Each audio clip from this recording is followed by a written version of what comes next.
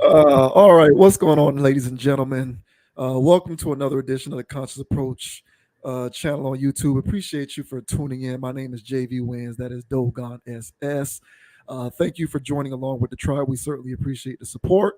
You Do your boys a big old solid and hit that like or subscribe button if you're so inclined. Um, we do appreciate the support as we continue to crank out this logical content over here in this little corner of the internet of ours.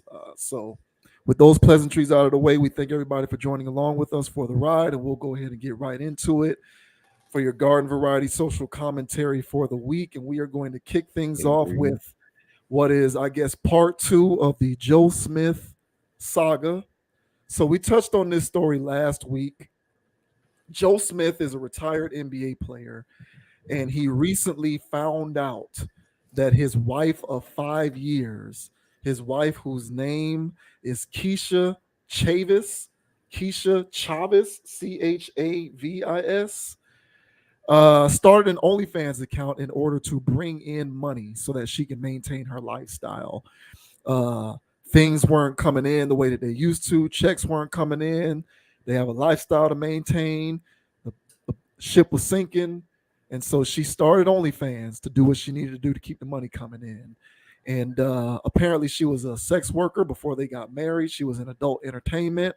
She left the adult entertainment industry before she got married to Joe Smith. And Joe Smith was an NBA player who made in excess of $60 million throughout his career. But apparently, after retirement, it hasn't been as smooth of seas that they have been able to sail. It ain't looking as good as it used to. Money ain't coming in. So she started OnlyFans, and Joe Smith feels as though it's a stain on his name. He does not like the fact that she started an OnlyFans.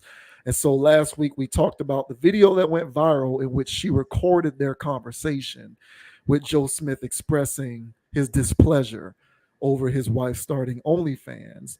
And I think last week I was operating under the assumption that it was legit. But the point that I was making about it was that it's indicative of the way we have sort of transitioned in society to viewing sex working as just another job, right? So it's a normal job. And your take on it was that you hear all of that, but some of this smells fishy. You never know what's real and what's fake out here. So TBD, because we're going to see more to come from this. And you were correct, because there is more that has come from this. So wow. she has been doing her press tour. She was recently doing an interview on TMZ explaining what has happened since that initial viral video, as well as explaining why she made this decision in the first place. So she is being given an ample platform to explain herself, which of course is no shock. And so what we are going to do is react to her logic behind the decision to start doing OnlyFans. So we'll go ahead and play this snippet here. It's not going to be the whole thing, but it is going to be a chunk of it that we do want to talk about. And I came back here, thinking that with his persona and who he was, once we got together and I found out who he was, that it would only take off, other things. But, not everybody's hustle and drive are the same. And depression is a serious thing also. So, I've been just like, supporting and dealing and going through his trials and tribulations with him. I've started several businesses, I've been doing a lot, and I just figured out, I have a home in Cape Verde I'm trying not to lose, and a roof over here we're trying to maintain that we almost got kicked out of. So I just kicked in the drive and did what I had to do, and he won't do it. So I had to, and I'm sorry, you knew I was an adult video star when you met me. So if I would do anything for my own survival, then what makes you think that would change now? When I retired from the adult industry, I promised myself, if I don't sing, I don't eat. So when, my music career wasn't popping here when I left Germany and I stayed here for him, I figured, I would, start a business. I started a puppy friend social club business, a dog sitting business. And then COVID happened and that screwed everything up. I have a moving company, that he actually works for me. Like he works for my moving company. I'm tired of being the one to figure shit out. So I figured it out the best way I know that can maximize the money that needs to come in because I'm tired of living like, you know, I'm tired of Yeah. living minimal. It's Okay, so um Joe left the house and is living like staying with his sister or something for the time being or something like that. And she had all these alligator tears. So you know, she was either showing contrition or she was making it look like she was contrite for the purposes of public opinion. But what do you make of her explanation as to why she started her OnlyFans? It makes sense to me from her worldview. So that seemed like a pretty authentic frustration that she had going on there. It sounds like she's had plenty of conversations with herself and with Joe about this topic. And she reached her tipping point and she said, hey, basically, if I got to go back to tricking, I will. This is my last resort, air quotes. But I'll take it there if I have to. And well, it sounds like, as you mentioned, Joe was sleeping on the job and she took matters into her own hands. But it sounds like, from her frustrations there, that she's been taking matters into her own hands. So at that point, Joe lost control a long time ago. So if he were in a position of funding her lifestyle, she would not go rogue and feel like it's okay to do her own thing. So yeah, it sounds like he lost control a while ago. Honestly, ever since the NBA dollar stopped, that's when he lost his control, if he even had some then. And yeah, she's just taking matters into her own hands, but she's just honestly reflecting, today's mindset of what's going on with Western women. And I don't want to have to be in my masculine, but if you're not being masculine enough, then I'll be the masculine one around here. And she did that to him, and this is how it looks. So sad story, man. But it sounds like he lost control a long time ago, and this is just the receipt of it, if you will. The aftermath, the byproduct of him losing control years ago. So how do you feel about this situation, man? This is a wild dynamic. Joe, part two. Yeah, I largely agree with you. It does look that way. And one thing that women today can do, if they can effectively pull it off, is they can certainly look like they are making a decision that is best for them if they can paint the picture that the man isn't manning enough. And like that's a real popular tactic these days is to throw men under the bus for not being enough of a man. Um, Even though that is a largely subjective Mm-hmm. term, because what does that mean to you? Because for a lot of women, they choose men who aren't masculine in the first place. And so the idea of you being enough of a man so that I can play my feminine role takes on certain meanings, because for a lot of chicks that just means, are you making enough money? Not are you actually manning enough, but are you making enough money?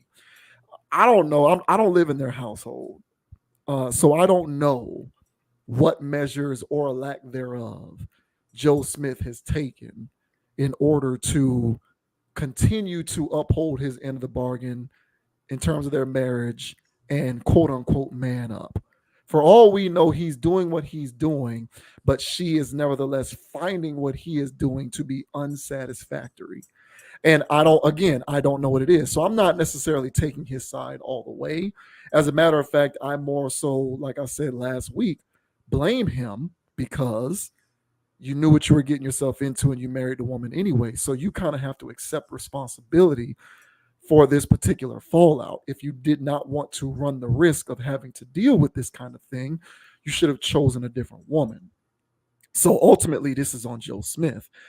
However, within the context of her doing what she needs to do because she's tired of having to figure shit out, Hmm. because that infers that Joe can't figure it out, right?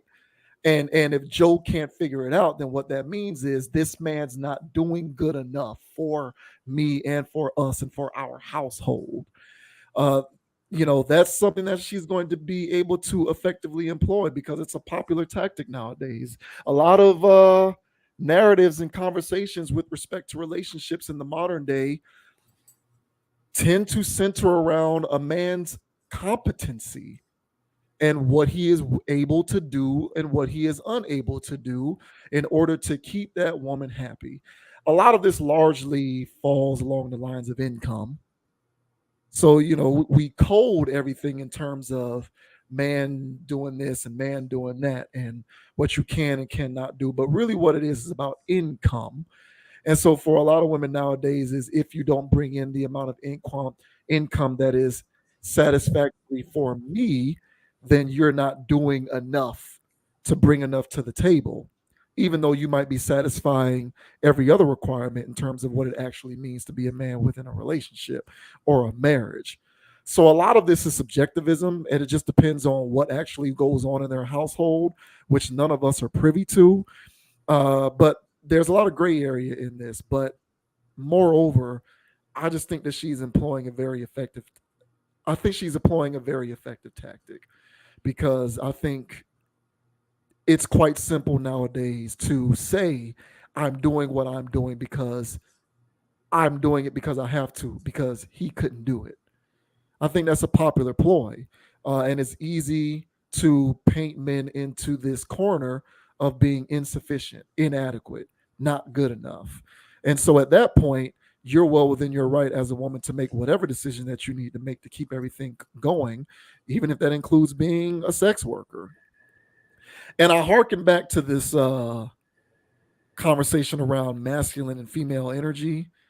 Um, I've heard this often. Not everyone believes this, but Mm. there are a decent amount of women who believe that they would be feminine if their man was masculine enough that it required them to only live in their feminine energy.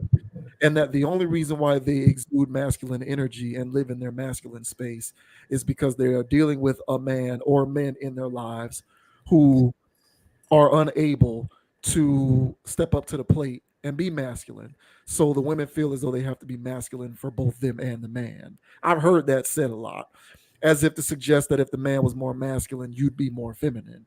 And I fundamentally disagree with that. I think you either are feminine or you're not. Um, and when push comes to shove, if you are embracing your femininity because that's who you are at your core and it's in your nature, then you'll just do a much better job of choosing a partner or a life mate who exudes the kind of masculinity that you're looking for because that's what is going to take to sustain you, because you're unable to um, exude masculinity because it's not a part of who you are. And so for a lot of these women who do these things, it's not because the men are effeminate or not masculine enough. It's because in your nature you're a masculine woman. And I think that this chick seriously, and I think that this chick might be a masculine woman Oh yeah. because you're incorporating this rationale in order to substantiate your decision to become a sex worker. But if you were really doing all of these businesses and you were at all of these things you had popping off, why resort to the sex work? Maximize the opportunities on these various other business ventures that you have going on that you speak so highly of. But you resort to doing the sex work because you know it's easy and because you know that there's a very low barrier to entry and that you can get successful because there's a marketplace for it, unfortunately, which dictates that there is an easy way for you to be able to come up without having to put much work in other than just be a woman who looks good. So um, there's a lot of angles to it, obviously, but at the end of the day, we don't know what Joe Smith was doing or not doing in order to do what he needs to do in order to keep that ship afloat. And for all we know, she could have looked at what he was doing, as valiant as his effort may have been, as unsatisfactory. And so the question is, what does she look at in terms of what you need to do in order to keep things coming in? And what is the likelihood that she is going to look at whatever it is that you're doing, no matter how hard you're working, as not good enough? Because at her core, she's the type of woman who is liable to just do OnlyFans anyway. Right. No, I agree with that 1,000. And it's kind of like she does have, you know, that whole, hey, you knew what you was getting into when you got with me, says it all there for me, in the sense that, this was gonna happen anyway. It was just, a matter of time, like you said, an excuse. And what better excuse than, we're on hard times and we got to make ends Right. meet. Right. So Yeah. it's her badge to go do what she needs to do most. Hey, look, man, you can't listen, man. Wherever, whatever's going on with him, wherever you found him at, that's what's going to end up happening. So there is no such thing as reformed or, reborn. It's just a matter of time of when it's going to go back, because they can't get the itching. They gotta go do it. Yeah, and they see the money and the attention that these other chicks doing and are making. They can't help themselves. Yeah, man. So I don't know where Joe is at in his life to openly marry a sex worker. I'm pretty sure he was used to living in that lifestyle while he played ball, and got a little too close to that life maybe, and took one home one of these days. And but yeah, bro, you get what you pay for. And in this situation here, as we mentioned, this really does feel like, this was going to happen anyway at some point. The money is too tempting. And when you used to rap, bruh, and you see that the rapper's got a new little thing going, and you go, man, I can get in the game and make money doing this. So you gonna try your hand. Like, you're not too old for rap then. You was too old for rap, whatever. Yeah, now it's like, oh, they still getting bags out here. What's that lady, that comedian lady we had covered? Lunel. Yeah, Lou, goddamn Lunel out here. All right. Areola's touching her kneecap, still getting racks on OnlyFans. So she was like, yeah, right. I ain't down to my kneecaps yet. Let me go out here and get this bag. So, hey, man, it's the way of the world. Like I said, I felt like Joe lost control, a long time ago. But honestly, was there any control in this situation with a lifestyle like that? You know what I'm saying? That she clearly wanted to get back to all along. So, he didn't really stand much of a chance anyway. So this is very, I mean, it's unfortunate that guys get themselves into these situations and get blindsided by it. It's you got what you got, man. And when you're signing up for something, because sometimes people could sign up for that thing that you already know, all right, it went through an accident, but it was still only one previous owner, and it's a couple things on the engine, but we're good. And so, okay, well, if you want to drive off the lot with this and you're on your way to work one day and it wants to do what it does because you bought it from where you bought it from, you can't be mad at the dealership. You can't be mad at anything. It was your purchase. So if you know that, then at that point, it's like, hey, that's why I got my AAA card. Then, okay, then roll on, brother. Marry your woman of the streets. But if you think that this is going to change just because there's a ring, I mean, I think the evidence is already out there. Yeah. So yeah, this is exhibit A, yet again, for everybody out there that may be confused and thinking that they can turn her around. I don't think it's happening, champ. Especially with all these ways that they can get attention online. It's way too tempting for them, and it's only a matter of time. So sorry to hear this stuff, man. Yep, absolutely, man. And I'll reference what I said last week.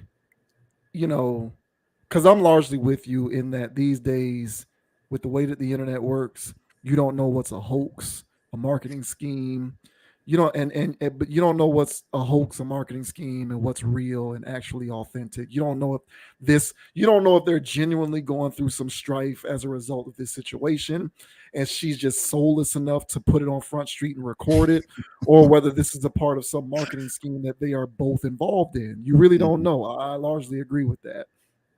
But what I do think is something that is happening is we are desensitizing ourselves to how we perceive sex work. I really do believe that.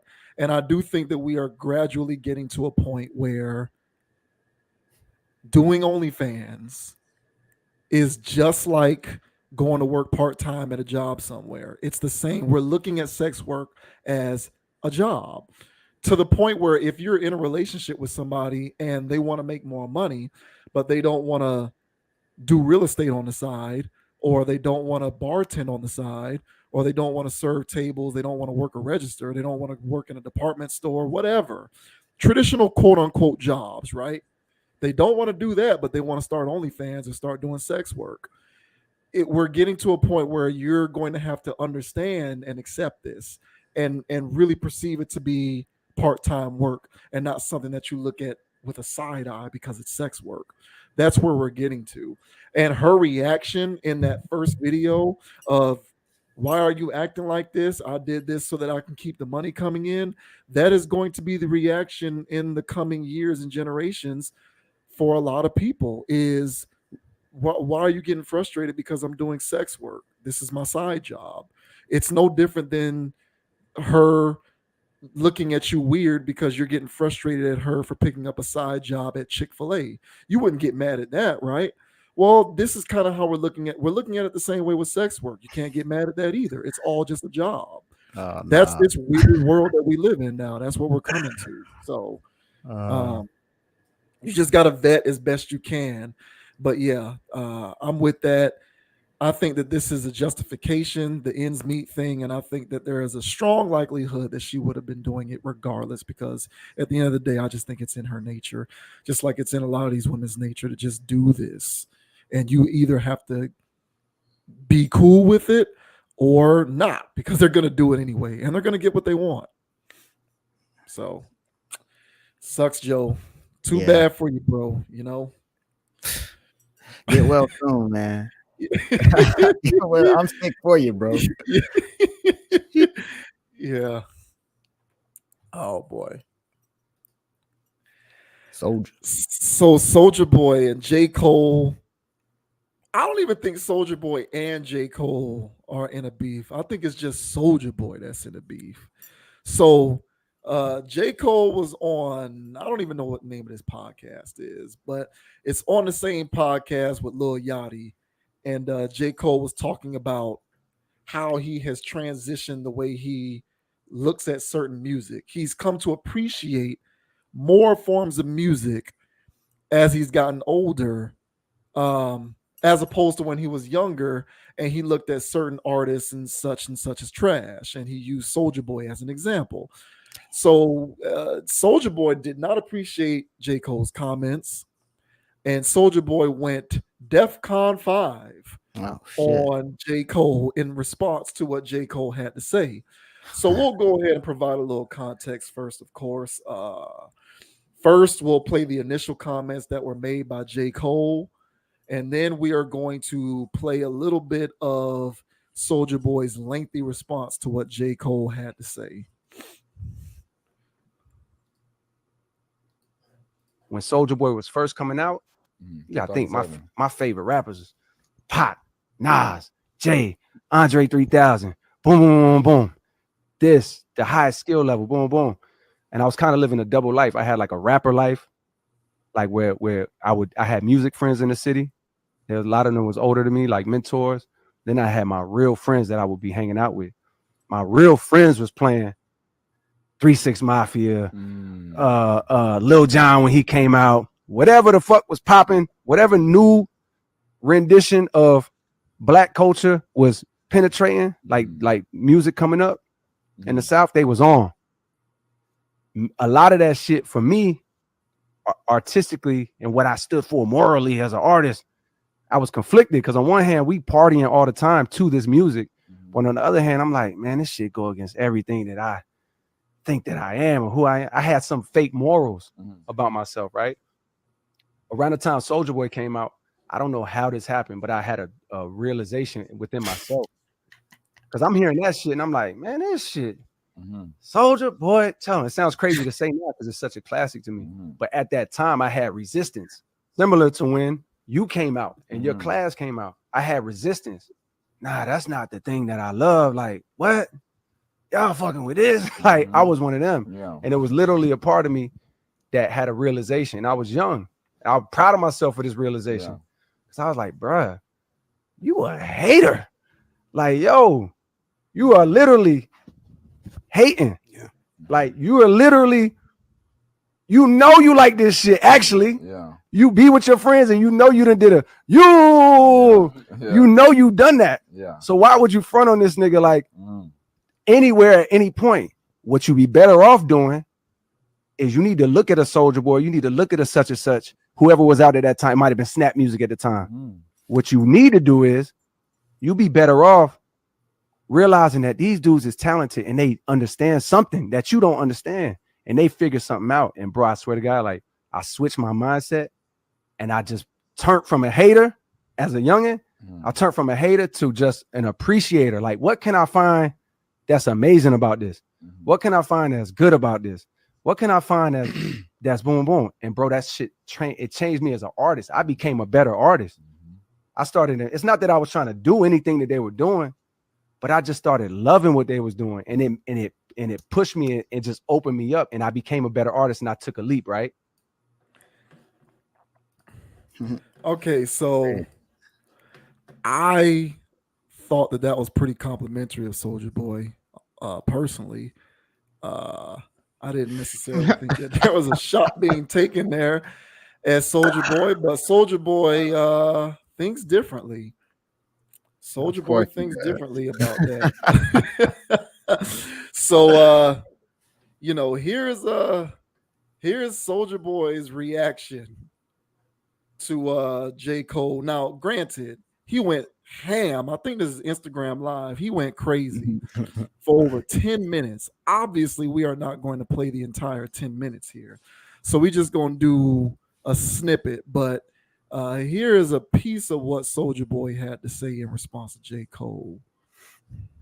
Have you ever made everybody put on glasses with your name on? Like, bro, what have you done besides rap? Anybody could rap. Anybody could rap. Have you ever set a trend? Have you ever, like, you know what I'm saying, did anything? I'm the first rapper on YouTube. How about that? Bitch. I'm the nigga that made everybody able to get a record deal. Stupid. If it weren't for me, nobody would be getting signed. I was the first rapper on YouTube. After that, everybody uploaded their music on YouTube and got record deals. I helped. I changed the world. What did you do? What the f did you do besides rap? Anybody can rap. Drake can rap. Jay-Z can rap. Kendrick can rap. Kendrick ain't on an interview talking about, I ain't used to like Soulja Boy, now I like him. Bitch, J. Cole, you out of pocket. Sit down somewhere. You lame. You lame. Simple. You was lame. You a lame. You lame. Dirty dreads, dirty teeth. You lame. No swag. You lame. Simple. That's why you ain't understand me, because you was lame. You was one of the lame. You ain't play football. You went in the trap. You ain't shoot shit. You ain't beat niggas up. You was lame. You was a lame in school. You can go pull my high schools up. It's on YouTube. You was lame. What was you doing in high school? Did you have hoes? Did you have money? Did you do anything? What did you? Who were you? Who knew this in high school back in North Carolina? I bet you he was lame. I bet you was a lame. You ain't never shoot nobody. You ain't never did shit. You talking to a that and shot. You talking to a that and changed the whole world. You talking to a that was the first on YouTube. But there ain't nothing you can say about me. Lyrically, spiritually, none of that, ain't mentally, physically, ain't nothing you can say about me, boy. Okay, that's enough. So that was Soulja Boy's own version of Ether there. Wow. Yeah, he went off on the guy. what do you make of this saga, this Soulja Boy response to J. Cole? Well, first of all, soldiers. I mean, yeah, he acknowledged the fact that at some point he did say that he likes him now, but he still finds that lame. So he just finds them lame at this point. So it's not that he missed the message. He clearly received the message. He's just choosing not to, which is right up Soldier's alley, man. Hey, look, y'all. I stopped watching TV a long time ago. You know, that's a report. So one of my favorite characters in life is Soulja Boy, and I get the best laughs whenever he's doing something. So this is a good laugh, even though I 100% agree with J. Cole. So the weird thing is with J. Cole is that it's wild, at least for me. The guy literally word for word says what I think on a lot of stuff. It's kind of scary at times. And this is no different in the sense that I know exactly what he's talking about. And I was the same way. And, you know, when I was exposed to hip hop, you know, my main thing was New York stuff. You know, it wasn't because whatever, I guess it was my brother's influence or something, but I don't know. I just thought those bars were cleaner. You know, when the down south stuff was going on, you know, I used to like songs here or there, but I still used to like the up north type of stuff. And when Ha came out, when Juvenile made Ha, you know, me and my sisters, we got to laughing like, what is this? No way. And, you know, of course, I ended up liking the song and Juvenile. And by the way, if you listen to that first verse, it is absolute poetry. And you wouldn't think so. You're like, oh, it is good. That is a very good song. That first verse go hard. And but at the time, I was like, what is this garbage? So I know exactly where he's coming from. Then when Soulja came out, I was like, what is this? You got to be kidding me. I lost my mind the first time I heard that, you know, in a club. And, you know, it was like, oh, yeah, hey, y'all. And they started doing the Soulja Boy. And I'm like, what is this? And at that point, I was like, you know, I've already aged out of the game. I don't understand this. But as time went on, I saw the genius in these people, the same people that I used to criticize or whatever. And that's what J. Cole's referring to. There's always a genius going on. That's why it catches on to things. So people may not like the overall message or overall approach or appeal to something, but there's a genius in whatever this person is doing. And so Soulja has a genius about him that he's able to stay relevant all the time, even though he ain't really got music that people want to listen to, but he still has his fans that listen to his music. So he's a unique character, and he uses that unique, you know, talent, if you want to call it that, to be in the mind's eye of a lot of people. And so there's a genius there. So for me, even though I don't like his music or anything he does, you know, him qualifying being real as shooting somebody and all this, you know, it's all minstrel show stuff. Yeah, that part I don't like. Yeah, right. That's the only part of that I don't like. Yeah, I don't care for that, but all the other hooting and hollering and jigabooing, I find it hilarious. Because who is really taking this serious, you know? So that's the part about it where I go, hey, this is funny. But be that as it may, I agree 1000% with J. Cole. I know exactly where he's coming from, and you can grow to appreciate even the wildest stuff. There is still a genius in there. Don't mean you have to listen to it, but you can understand and appreciate why so many people resonate with it. So what about you, man? How do you feel about the Soulja Boy Tell 'em drama with J. Cole? I think they're both right. I'm with you. I 100%. I 100%. What J. Cole said 100% resonated with me. 100%. If you want to find the poster child for the guy who grew up listening to a certain kind of rap, and was supremely resistant toward Right. Soulja Boy, and it ain't just Soulja Boy, them franchise boys, D4L, Lil Jon and the East Side Boys, all of that stuff. Even to a certain extent, 3 6 Mafia, to be honest with you. If you want to find the person who was supremely resistant to a lot of that stuff, it's this guy standing right sitting here. I was that guy. I was that person. Because like J. Cole, I had these ridiculous, stupid morals when it came to what music is supposed to sound like. And what I learned in my advanced age is number one, it's music and it's not that serious. I mean, I might have my opinions, but I'm not going to die about this stuff. Like, Right. the sun's going to come up tomorrow. I'm going to still be alive. It is what it is. It's a matter of preference. Not everybody likes basketball. I love basketball. If someone loves baseball, I can't get mad at them because they like baseball.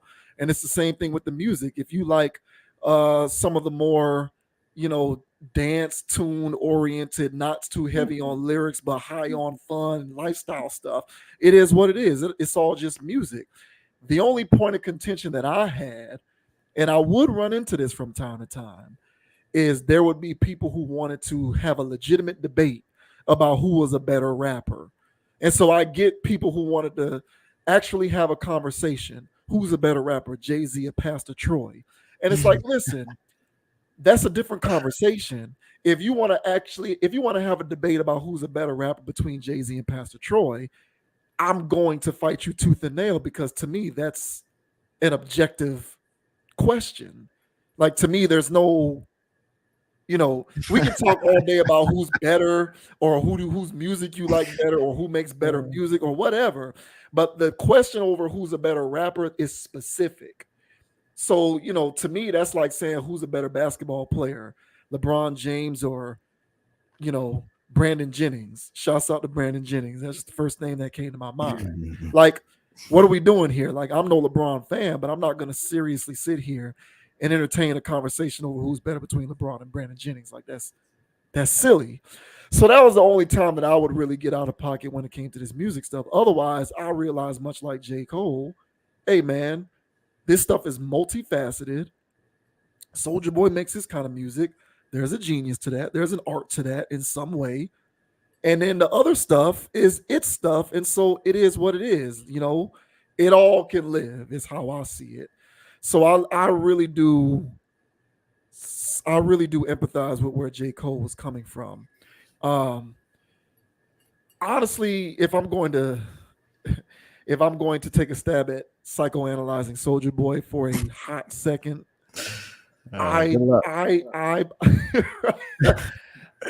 there's a part of me that believes that Soulja Boy was using J. Cole as a conduit to speak to his detractors of the world. Because, like, J. Cole was being complimentary towards Soulja Boy, like he was. So for Soulja Boy to go off on him so strongly, I feel like Soulja Boy was using J. Cole as a conduit to attack all of the haters and detractors that Soulja Boy has had to deal with throughout his career. Because you have had there's been this ongoing conversation around the kind of music that Soulja Boy makes, whether it actually deserves a place within the annals of the music. And you've had a lot of people who want to invalidate it, because they are they're on the side of that is trash. Like, there's a lot of people out there who look at what Soulja Boy does, and they're like, oh, that's trash, instead of just saying it's not trash and it's not the greatest thing ever. It just is. Like, it deserves to reside where it resides. There's a place for all of this. And I would imagine that Soulja Boy has not been very appreciative to that kind of message for a long time. I kind of feel like that's where he was coming from. Very, very similar to the way I believe that, when Will slapped Chris Rock, I don't think in that moment Will Smith was slapping Chris Rock. I think in that moment, Will Smith was slapping everybody else. And Chris Rock just happened to be the vessel that was receiving that backlash. And it was a lot of pent-up frustration that Will wanted to get off his chest. And in that moment, Chris Rock made the joke. So Chris Rock got the smoke that everybody had coming to them over the course of many, many years, that Will Smith felt as though he was getting disrespected. One difference between Will Smith and Soulja Boy, of course, is Soulja Boy has never been shy about going off on the internet on people. Exactly. Whereas Will Smith has always been more diplomatic about that kind of stuff. But I do think at the end of the day, Soulja Boy was kind of just going off on everybody. I think they're both right. Last week we talked about Coi Leray asking what makes an icon in music. And the thing that I kind of said I look towards when it comes to iconic status is timelessness. And one thing that you can't take away from Soulja Boy, that song, that crank that Soulja Boy, that was what, 2011. And if you go out, you're liable to still hear that song get played now. And that was 12 years ago. So that's one of the indicators of iconic status to me. Whether you want to pick apart the artistic merit or not, it's, nevertheless, it has legs to stand on from a timelessness standpoint, and you can't take that away from him. So I think both of them were right. I don't really like when Soulja Boy was talking about whether J. Cole had holes and if he shot people. I don't like that. I'm not a fan of that. I'm not a fan of that stuff, which should come as no shock to anybody who knows me. I don't like any of that stuff. But if you just subtract that from everything else Soulja Boy was talking about, I get it. I think they're both right. I honestly think that both of them are right. I think both of them have a point. Yeah, and that's the thing. Like again, bro, it's like a Boondocks character. So when he's doing this stuff, it's of course the Boondocks character is going to say that. You know what I'm saying? You ain't got no hoes. You know what I'm saying? Of course. So this just, and it's the wild part about it is that this guy is serious. His whole life is to troll. So yeah, of course he know that this was Soulja smart. So he know that J. Cole didn't mean anything by this. He knows that. But give him the opportunity. He's going to take it because that's part of his talent base is to go viral and, yearly at this point. Yeah. And it's not always for music. It's generally always reminding us about the one song that really stuck. But if he heard me say that, he was like, one song, and then he's just gonna run down a list. I wrote this for Beyonce. All right, so just like chill. Like he's gonna let you know about his catalog. So yeah, but I find it all humorous, man. At this point, if people are taking him seriously enough to feel like you have to have hoes and stuff, and like, come on, man, like this is clearly an act. So so just laugh with this, but don't take it seriously. And I don't think most people are. So honestly, bro, because again, man, because people aren't going to stop acting like this. So at least give me good humor, you know. And because Umar Johnson nowadays has been on fire, bro. He is completely leaned into being a comedian. So all of this stuff is just completely theatrical. So he does the Soulja Boy, he does the conscious version of what Soulja Boy is doing. And he's just being a soundbite at all costs. It is absolutely hilarious. So instead of being mad at him for being a scammer and a fraudster, he has now become one of my favorite internet characters. So I can get a good laugh. So Soulja's he's just a Boondocks character come to life. And I love it, man. So it's because he's not going nowhere. He's going to be in my feed. So I might as well laugh at it. And I do. So I appreciate Soulja for this last one. Yeah, I hear all of that. I knew I had something wrong. I think I said 2011, but I remember hearing that song when I was in undergrad. Yeah. So it's like 07. Yeah. And it's funny too because J. Cole first came onto the scene in the late 2000s. I know his first album was, I think, 2011, but he was dropping the mixtapes and stuff like 2008, 2009. Yeah. Mm-hmm. So like they were around the same time in terms of the emergence of their careers. And the fascinating thing about music, about like rap music at that time, in my opinion, was there was a space for all of this to live because J. Cole was getting his spins and Soulja Boy was getting his spins. So the reason why J. Cole's comments hold weight and have merit is because it comes from a top. Both of them emerged during a time where, in my opinion, the music was a little more it was a little more multifaceted. It was a little more enlightened. There was a general understanding Soldier Boy can get played on the radio and J. Cole can get played on the radio. Whereas I think nowadays it's like, if you ain't talking about, you know, getting money, shooting, smashing chicks, or if you're not a female and you're not talking about, smashing dudes for money and blah blah blah, you ain't getting no spins. And so the reason why it's an interesting conversation to me is because both of them came up during a time when, the music had more legs to it, as opposed to now when it kind of seems one dimensional, or at least in my opinion, it's far more one dimensional now than it was in the past. So that's why I say like both of them are right. It would be a far different conversation to me if they were both trying to be relevant today and drumming up this controversy today. It would be a completely different conversation as far as I can tell. Mm-hmm. But interesting comments nevertheless. Yeah, I just kind of look at both of them and I say, hey man, both of them are right.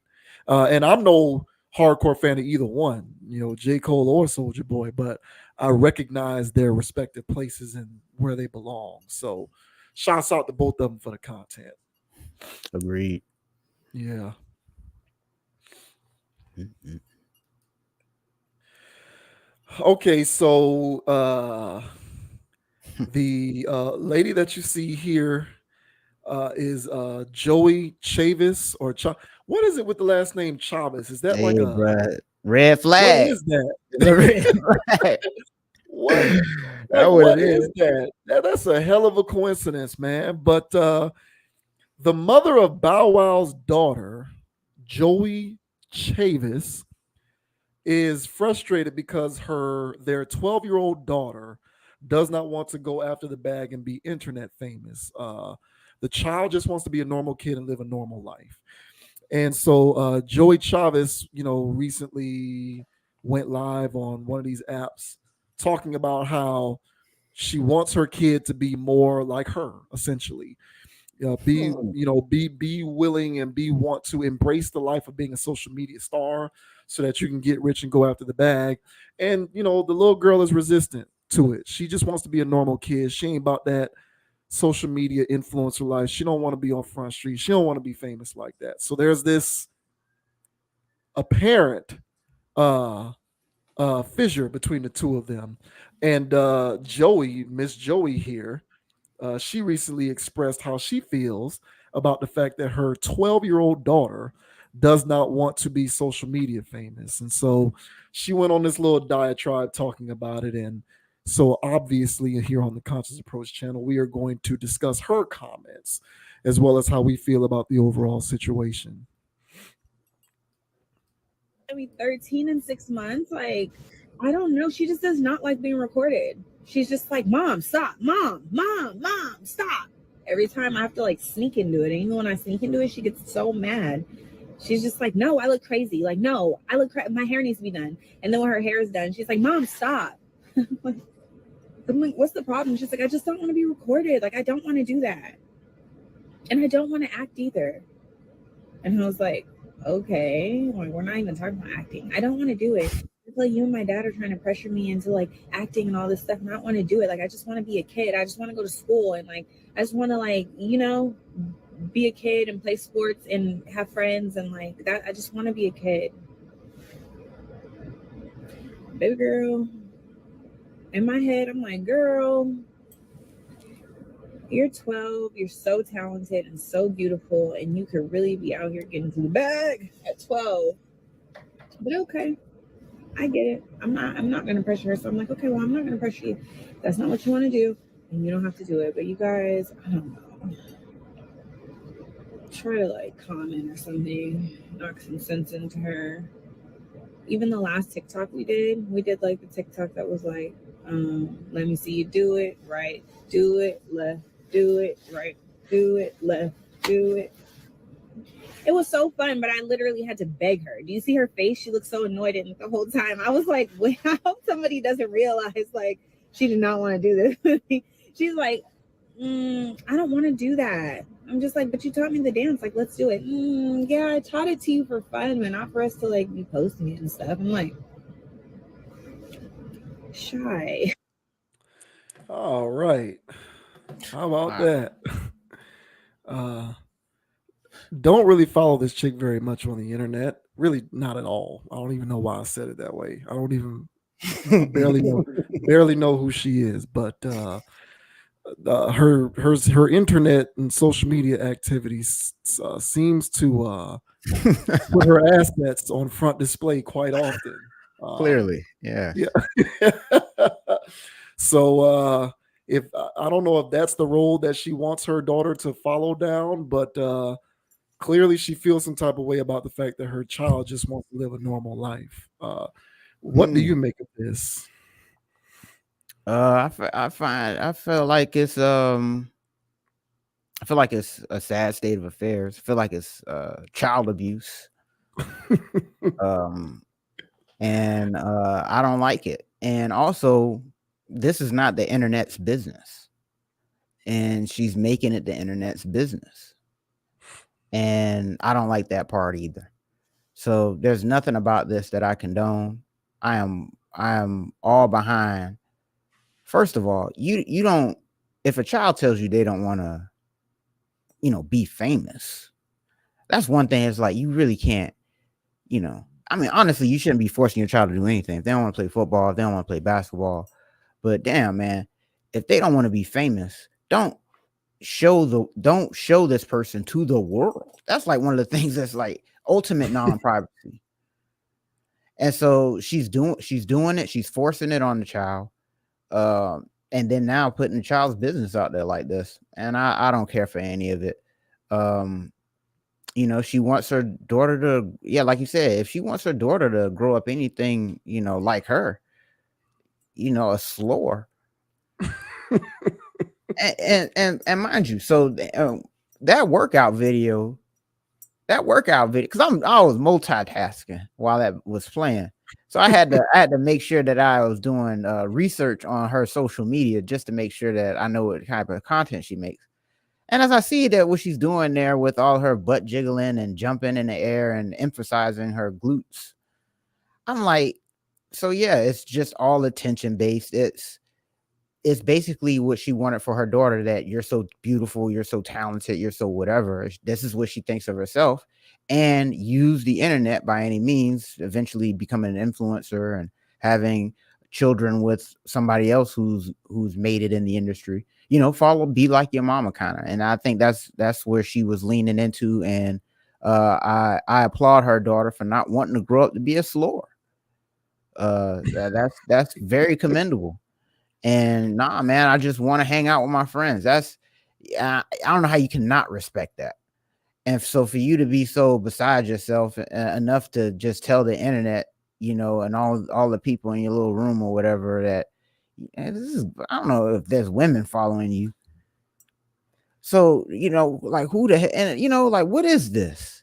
So again, people just putting their whole life on social media and looking at it as a career. That's wild to me.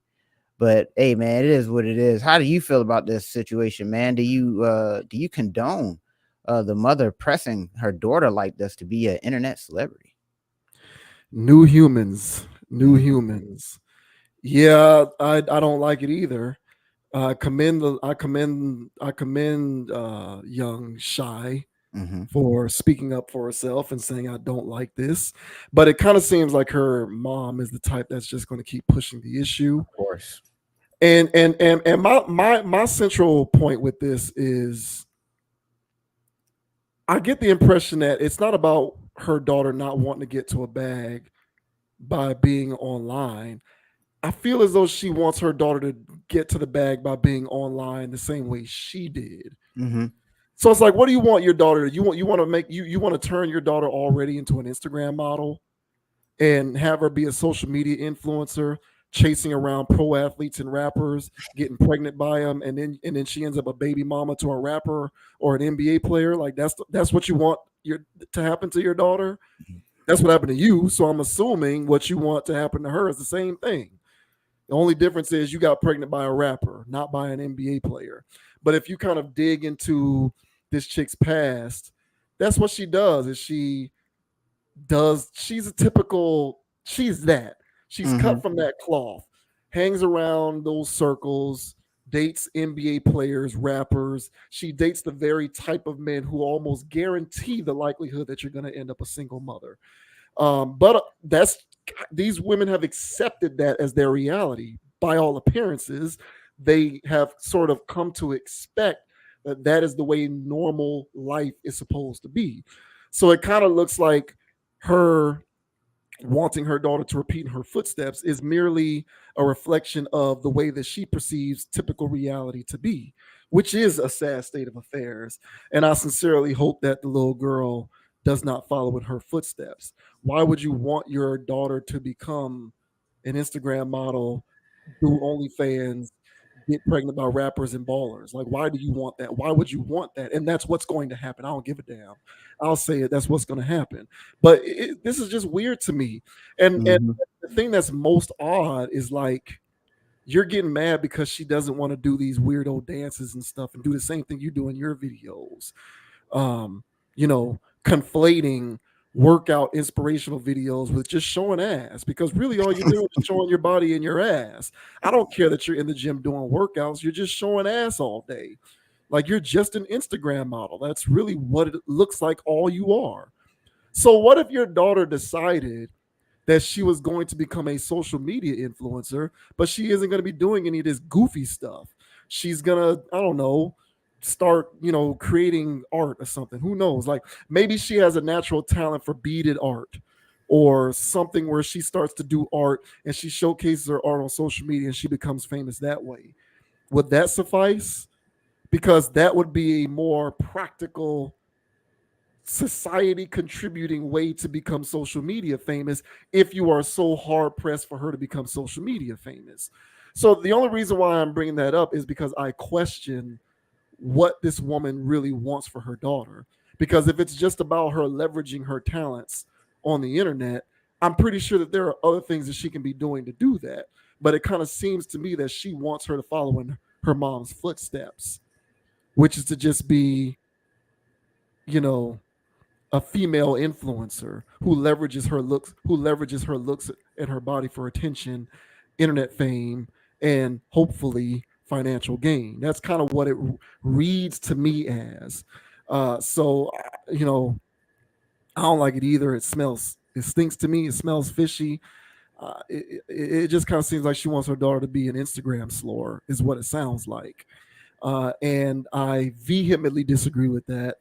And if there is any aspect of this kid's destiny that involves her being famous or being an influencer or whatever in any kind of way when it comes to getting to the bag with this new human weirdo stuff on the internet, I hope it's something that is more pragmatic. Make some art. I don't know, be a public speaker, create your own clothes, do fashion, something other than shaking them yams in front of the camera. So, because that's kind of what it sounds like the mom is saying, just shake yams in front of the camera. Now, am I wrong? No. That's kind of what I am interpreting from that. And not that we are going to get into this, because at least I wasn't planning on getting into it, but hopefully Bow Wow as her father is able to have some say in this and steer the kid in the right direction so that she does not go down that path and repeat in her mom's footsteps, because they are, in my opinion, self-destructive footsteps.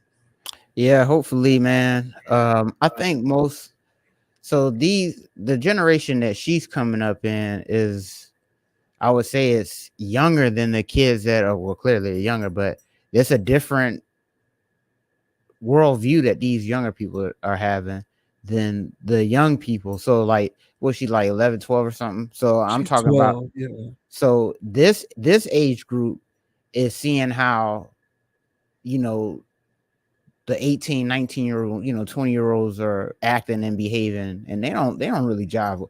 They're on another page themselves. And they really see what our generation, what we're doing is stupid. I mean, they can see right through what we're doing, from classism, racism. It's like a whole bunch of stuff that they just do not see that and they're like, bro, like, are y'all serious with this? So she probably looks at her mom in that and through those lenses of, yeah, right. because I don't know how many kids are really going to turn this lifestyle down. Most of the people that I see, these parents that I see forcing their kids to do this stuff is all in for it, So for her to be like, nah, I'm not, she's already got a good, base about herself to be like, nah, I'm not with it. But I also think it's a reflection of like younger people now. Because, from at least from what I've observed from my nieces and nephews, that's that age. I mean, they're sharp as hell. And they know exactly what we're up to. The adults, they know exactly what we're like. When I was 12, bro, I didn't know what the hell was going on. I didn't know anything. But they've been exposed to so much already. They're not 12, in a lot of areas. So for her to be like, hey man, no, I'm not willing to do that. I think that's pretty gutsy. And so yeah, I'm commending that. And I really feel like she's gonna stick to her guns on that to a degree, hopefully, and she doesn't, but her mom, breathing down her neck. I feel like secretly recording her. Why are you gonna do that? Yeah. That's the part about it. I was like, that's child abuse. Leave that girl alone. So, I don't know, man. It's another thing about her is it's a meal ticket for her. This ain't all about she wants success for her daughter. She want to be able to eat off her daughter while she's still a minor. So, hey, girl, be famous, be in commercials, be in ads. Man, it's these meal tickets, man. It's crazy. And like you said, bro, she a part of that lifestyle. So this child that came out was an investment tool. It wasn't somebody to love. So when you're dealing with this type of woman, hey man, it is what it is, bro. So yeah, man, new human behavior. We're not going to see the last of this kinds of stuff. I'm just surprised, honestly. You never really hear the mom of any of these people unmute and say that, hey, I'm basically forcing my kid to do this stuff, because there's been going on. But hell, it is what it is, man. So good luck to them. Yeah. It kind of seems like she's saying, I can live with her not wanting to do it, but I am very much opposed to her decision to not want to do it. And that I think is a little unfortunate. Like, we're really just saying, like, what if she wants to contribute something else to the world? Like, and it, like, her wanting to contribute something else to the world doesn't mean she can't get to the bag. Like, why do we have to conflate being internet famous and being a slur with getting to a bag? There's many other ways to get to a bag, but that's kind of what we are looking at when it comes to how this thing plays out, especially with people like this, people who have basically made a name for themselves off of the industry of attention. And they've been able to turn the currency of attention into actual currency, which is a weird, unique skill in and of itself, but not exactly very redeemable, I would say. But it is what it is. No one really cares about what is redeemable anymore. It's just about getting to as much money as possible by any means necessary, apparently. And, the only thing that I would say once again is, like, is it about the fact that your daughter doesn't want to be front and center on Instagram and TikTok? Or is it about the fact that she doesn't want to be front and center on Instagram and TikTok in the same way that you were? Because if she figures out another way for herself, or she finds her voice doing something else, like what if she starts doing singing videos and she's posting videos on TikTok because she has a good voice, whatever, like maybe she just doesn't want to do it the way you did it. Maybe that's not her path, and I think that in Joey's mind, that is the path, is to show that body, show that face, make that ass clap, so on and so forth. So, I shouts out to, the daughter Shy for at least having enough guts to say this might not be my path. And to be 12 years old and at that age and be able to say this might not be my path, I think is pretty cool. But I concur with you on these kids too, because my nephew's 13 and he might be on some new human stuff, but he's not on doing stuff like this. No. Thankfully. It's crazy though.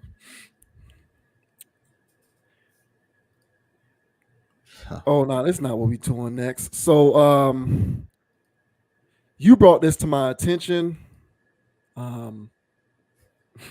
You brought this to my attention. This is a weird story. So DJ Academics is currently in the middle of a internet back and forth tug of war with Saucy Santana. I'm not gonna give you the background on who Saucy Santana is. If you don't know who Saucy Santana is, look look him up. Look them up. Whatever. Yeah. Look up Saucy Santana. But Saucy Santana and DJ Academics are in the middle of a back and forth on the internet because DJ Academics made some remarks and Saucy Santana got back at him, and DJ Academics is like, come pull up to my headquarters in Jersey, and Saucy Santana's like, no, we not pulling up, and blah blah blah. And DJ Academics got into how he wants to respond in a certain type of way, but feels as though he'll get canceled because he'll be perceived as somebody who's anti-LGBTQ. And that's where Queen Latifah comes in, because Queen Latifah took exception to the fact that LGBTQ content or commentary is where DJ Academics draws the line. So we'll provide some context via this story from Complex. It says here, DJ Academics and Saucy Santana's beef got so messy, even Queen Latifah got involved. Queen Latifah seemingly endorsed a message criticizing DJ Academics' response to Saucy Santana's recent threats. On her Instagram stories, Latifah shared a post from Bronx rapper / activist Myson addressing the feud following Academics' admission that he is scared of responding to Saucy Santana, who is proudly open about his sexuality.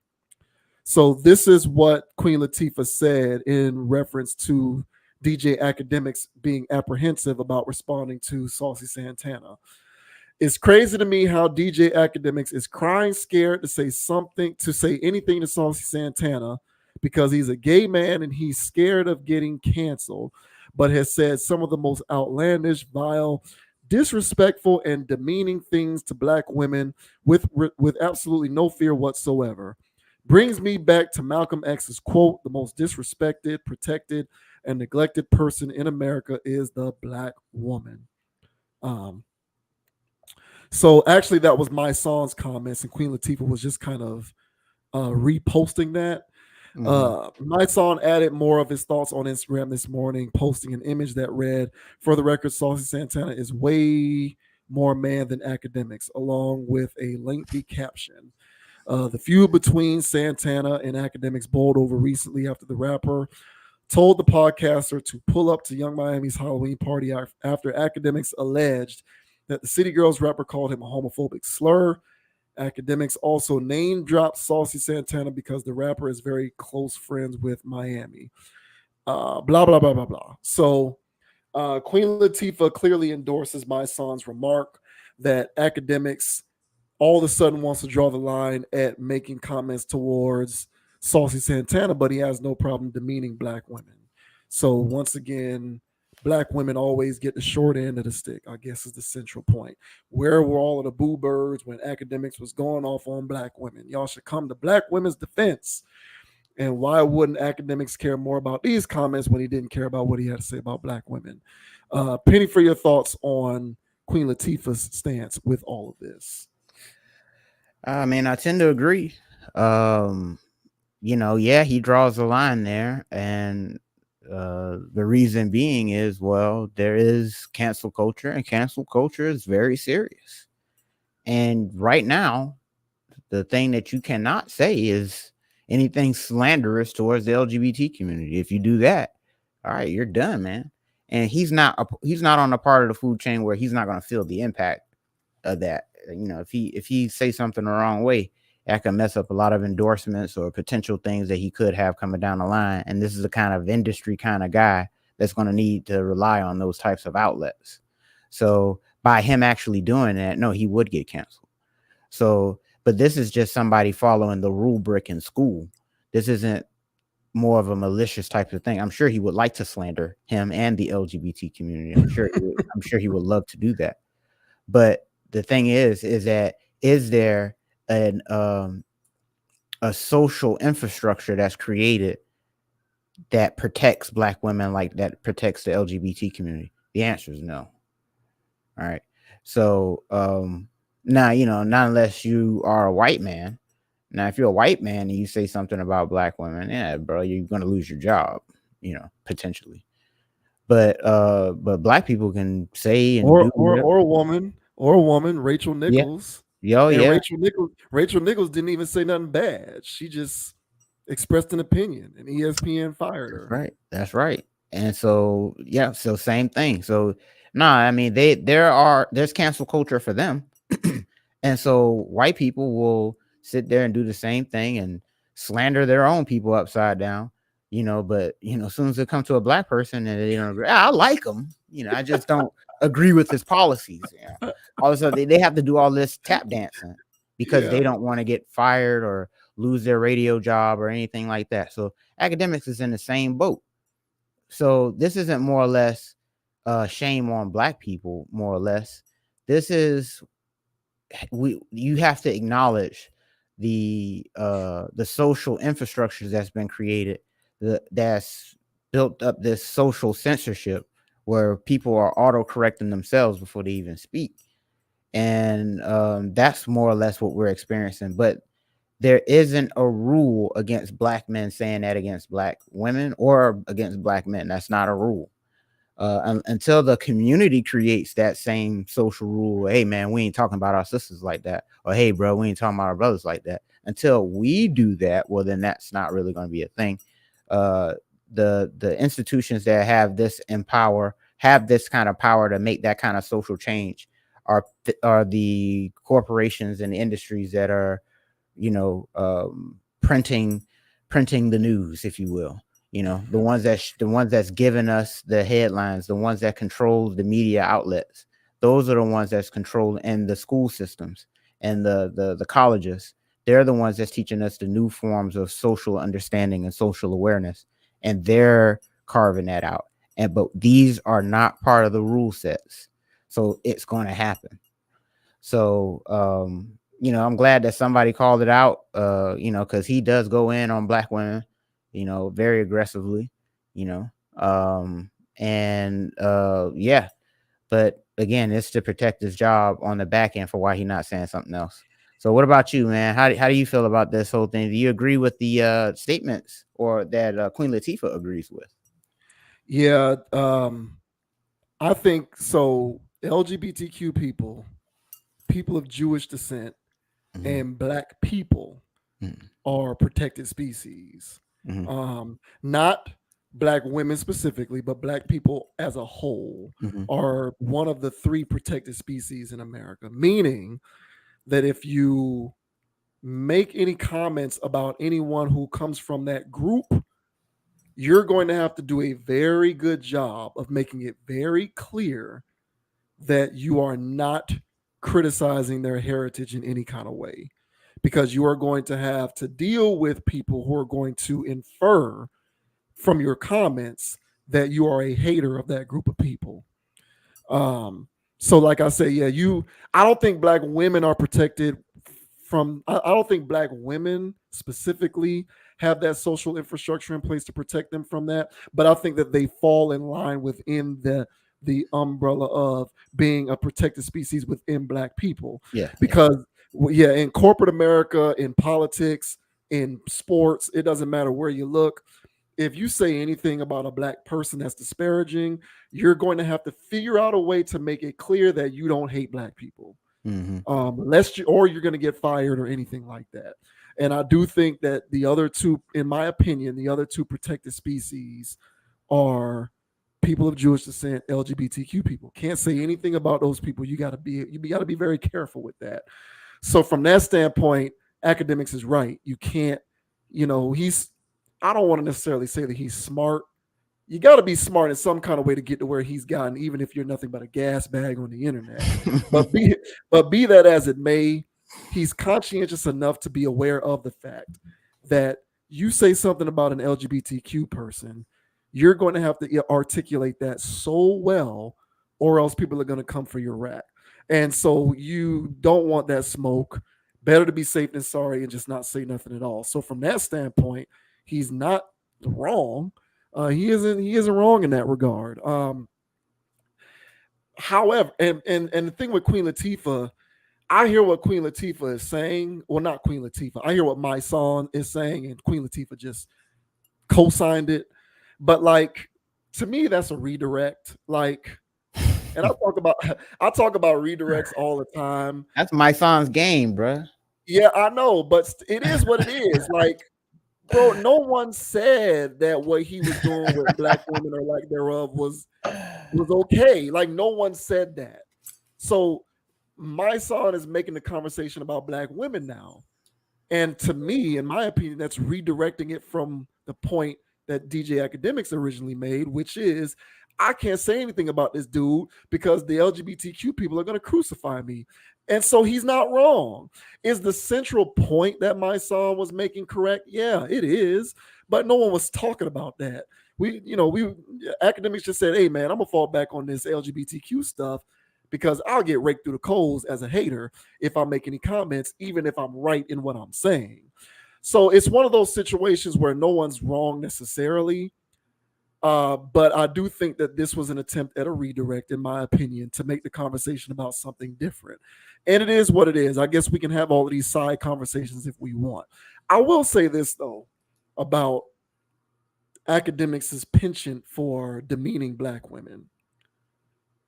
That he might have an axe to grind when it comes to black women, but from what I've seen, and this is just my personal opinion, whenever academics is going at a black woman, it's usually one of these ratchet rappers or one of these box rappers. And you might say that this is a problem because black women are just getting disrespected and demeaned left and right. But these chicks are making content and music and expressing themselves artistically in a way in which they demean themselves before any content creator got in front of a microphone and joined in on the chorus to demean them himself. So you can get mad at academics all you want, but listen to Glorilla's music. Like, how is she a great representation for black women in anywhere in the world, let alone in America? And I'm not trying to pick on Glorilla per se. I just know that that's one of the beefs that academics got into. And people felt some type of way because they thought he was getting out of pocket for some of the stuff that he was saying about Glorilla. Okay, well, listen to what she says in her music. This music stuff is an extension of these people's reality. So, like, we can act like it's no big deal if we want. But this stuff out here today is more or less, it has evolved to become real life for a lot of people. And they really glean it to be real life. And they think that the content in the music, because of their access to it through social media and through content in general, has become normalized to the point where they think that this stuff is just regular everyday life. So, the musical content of individuals like Glorilla or the rest of these box rappers who academics talks about on a regular basis in his commentary, the City Girls, he has a beef with one of these City Girl chicks. I don't remember which one it was. It's either JT or Young Miami, whichever one, I don't know.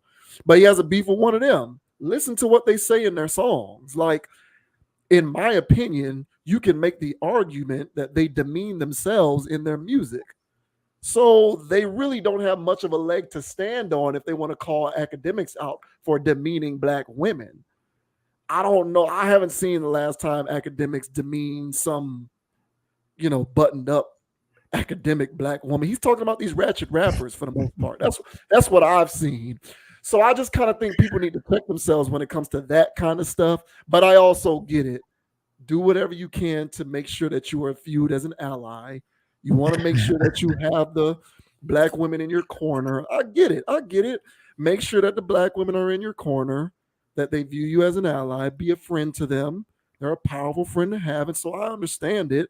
But I think that this is a redirect attempt. And I think that there's better examples to point towards than some of these ratchet rappers if we want to spotlight ways that certain people in new media demean and disrespect black women. Bro, I agree with you, man. I started laughing because, all right, so I agree with the premise because I wouldn't really think about it like that because, well, that's what I do here too. Like whenever we talk about, prostitution rap, I call them floors and everything. I be going in over here. So it's like, that's part of it. And you saying that, hey man, this is how they address themselves. And I'm like, yeah, that's facts, bro. Like, yeah, they do be calling us, like, they do say they do this crazy things, eating ass, everything. So, why not? Why not? So, but then I thought about the flip side, like if there was a white guy who covers hip hop and be like, yeah, these little niggas over here with the, whoa, don't shoot me, Tyrone. Hey, whoa. And you go, hey, man, don't talk to us like this. What's wrong with this man? Whoa, hey, you don't hear how these guys talk about themselves? Now, I'm not talking about black people. I'm talking about, this rapper right here. I'm talking about him. I hear you, and I see where you're going with this, but when it comes to that point about demeaning black women, I was specifically talking within community. I wasn't talking about anybody. I was specifically talking within community, not anybody else. I got you. Yeah. I thought about that, but I was like, damn, that's kind of wild. If a guy was like, well, don't you hear them? They call themselves like that all the time. Why can't I call them that? Nah, man. Hey, but yeah, and I guess it's just one of those things, man.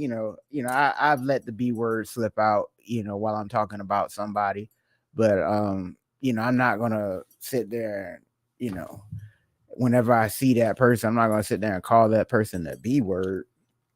So it's kind of one of those things where, yeah, in-house when you're talking to the chat, it feels like you're at home talking to your homeboys and you just going in.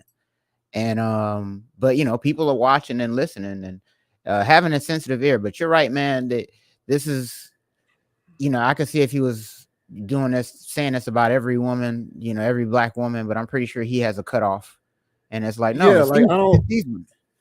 yeah, I agree. Like, I don't see him saying this about somebody like Angela Rye or like if Academics was going off about women like Angela Rye or somebody else like that, I'd be like, okay, yeah, bro, you taking this shit too far.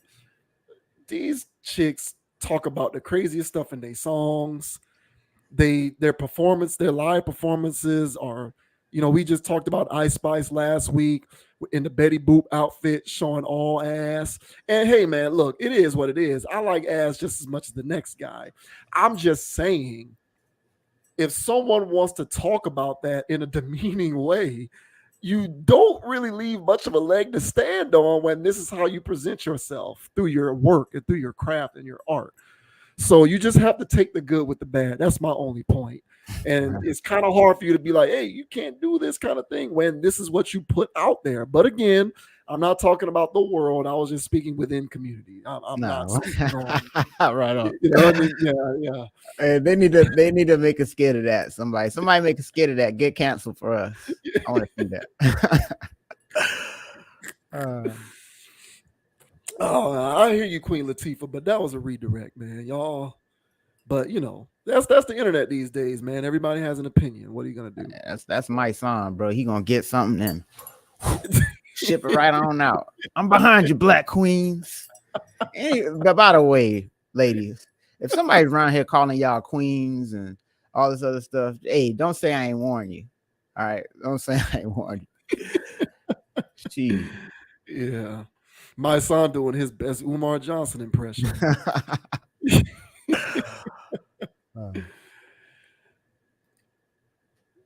There is some beef on the formerly I Am Athlete. Now, a lot of these guys are on the pivot. So I Am Athlete used to be a very popular sports-driven show. Brandon Marshall, Fred Taylor, Channing Crowder, many other people, Chad Ochocinco. Very popular show.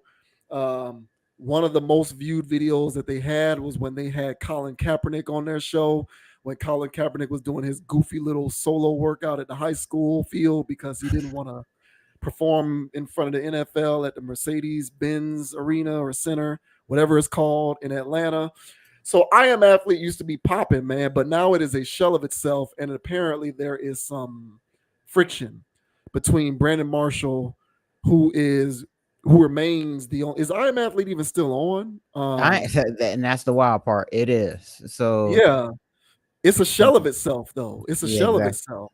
But so there's some internal strife going on between some of those guys who used to be on I Am Athlete, but now they are with Ryan Clark and they doing their thing over there on the pivot.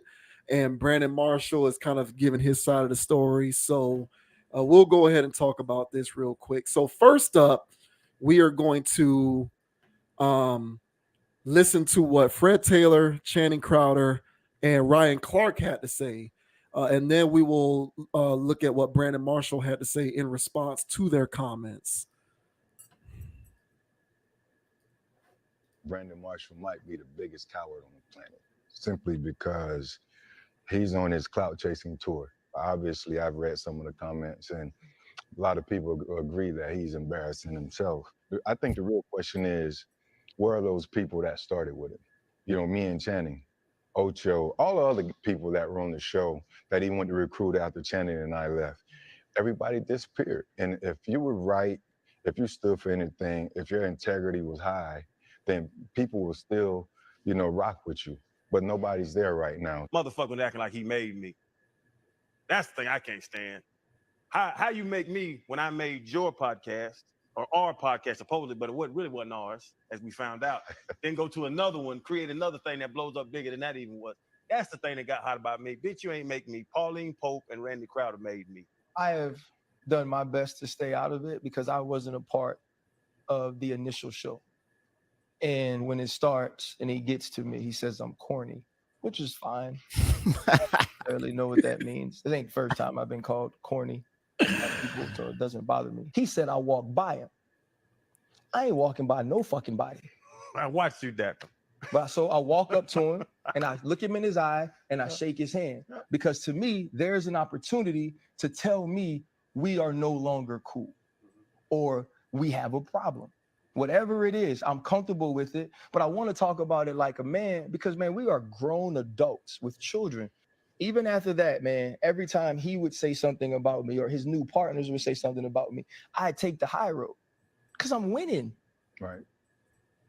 He ain't talking about you if this sucks. Bingo. He ain't talking about you if this ain't good.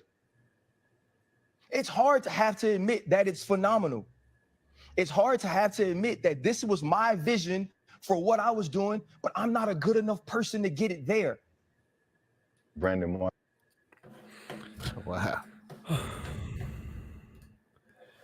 And Shannon was looking like, yeah, I done heard other people call you corny too. Oh man. And then here's Brandon Marshall's response to this. Joining Cam Newton's show. So here's Brandon Marshall and what he had to say in response to those comments. Are you getting compensated at all throughout this process? I still haven't taken any money. I'm in the negative $12 million. Like to this day, like dang, everybody else have ate and eaten well off of this platform. And I wouldn't change it for the world, because like to me, I still visualize being on that second mountain at the top. Like, damn, Barstool just completed herself for 640 million. Joe Rogan did what with Spotify? 300 million. That's what keeps me going. I already felt that, bro. Like You've been eye to eye with your demon. Like you comfortable with being uncomfortable, so to speak. That's not Rolex,